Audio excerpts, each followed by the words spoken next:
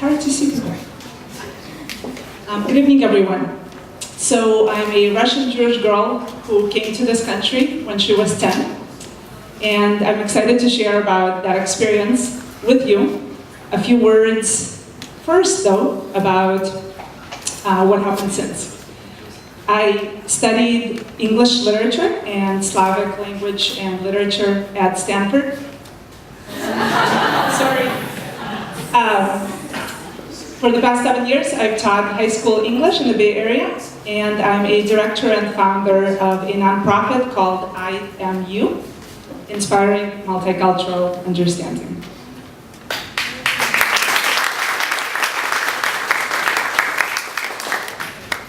In Russian, there are two words for foreign, чужое and иностранное.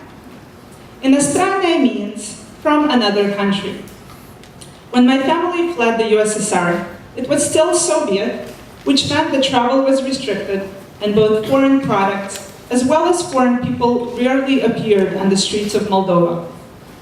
Because rare and censored, everything иностранное glistened with romance.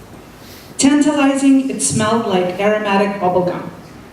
The birthday card my great aunt living in Texas sent to us in Moldova was иностранное.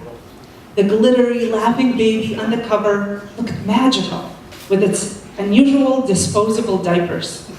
Nothing like the cheesecloth Russian babies were wrapped in.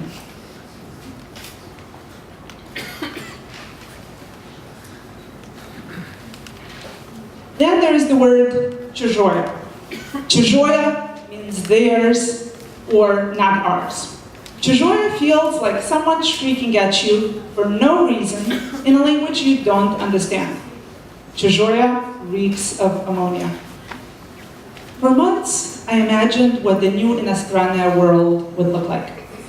Then, on the night of November 17th, the airplane doors opened in Buffalo, New York. A bunch of people stood freezing outside the airport. One by one, strangers and relatives I didn't know hugged me, then packed us all into cars and drove us somewhere. Buffalo was a чужая village, complete with ammonia smells and short houses. I was a gangly 10-year-old with long bones and equally long hair that lost its curl by the time it reached my waist. In the mornings, grandmother wove it into a thick braid, and on special occasions added a blue or a white ribbon. Grandmother, a hefty woman with gray hair and an extended stomach due to an unknown health ailment, saw everything as either right or wrong. My braid was long. This was right. My sister's and mine room was often a mess. This was wrong. When American passerby smiled at us for no reason and then kept walking, this was definitely wrong. When I wasn't at home, I was at school where foreign, чужие words surrounded me along with synthetic cheese smells that wafted into my 4th grade classroom from the cafeteria. The students were friendly enough, sometimes smiling at me, most times ignoring me. Occasionally, the name Rivka rang out from the front of the classroom. I reminded myself to look up.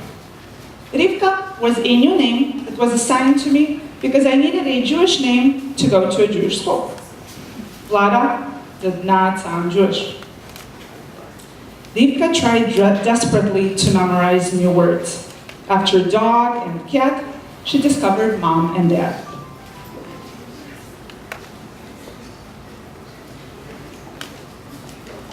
That was easy enough. Boy was okay too. However, the word girl was just impossible.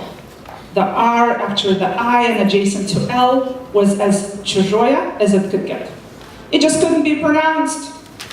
While girl confused me, there was an expression that infuriated me. One day, it reached me at our home. I had returned from school, lugging my backpack behind me. Lucy was home with grandmother as usual. She was watching TV in the living room, sitting on the green couch that slouched so low that we could feel the floor when we sat down.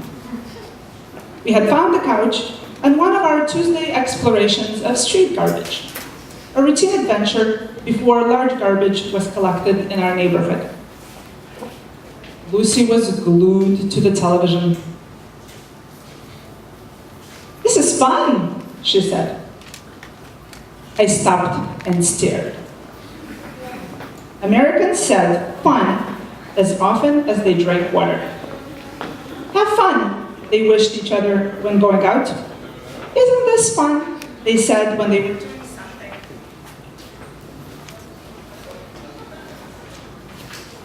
When they were doing something silly. For me, calling something fun made it trivial and unimportant.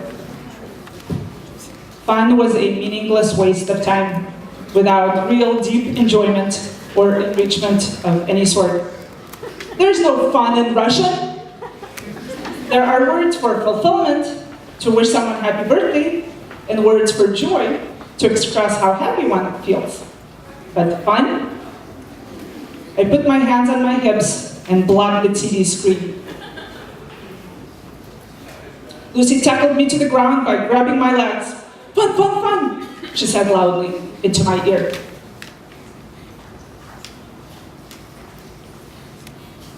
My parents had a friend named Igor, whose daughter, Nadia, studied at my school. One day, Igor invited us for a drive around Buffalo. My dad took time off pizza delivery and sat in the front passenger seat while Nadia and I sat in the back. Buffalo landscape looked broad and gray in February. Short houses squatted here and there, sometimes squeezed tight next to each other, other times with margins in between.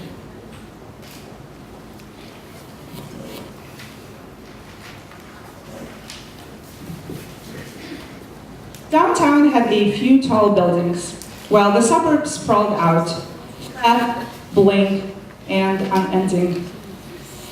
When we turned around and headed back toward North Buffalo, we stopped at a red light. I was about to ask Nadia something when she interrupted me. "Look there, on the left. Do you see it?" I looked. There were several short buildings next to one another that looked like stores. On one, I saw a colorful sign. Suddenly, I stopped breathing. I realized what Nadia was looking at. "That store's name has the letter Ya," I mumbled. "Exactly," whispered Nadia triumphantly.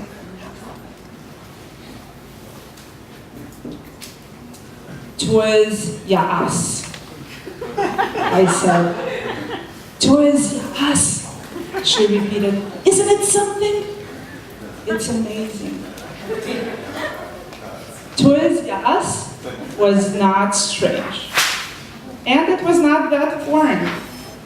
The last letter of the Russian alphabet sat in the middle of the foreign word with comfort and poise, like it belonged.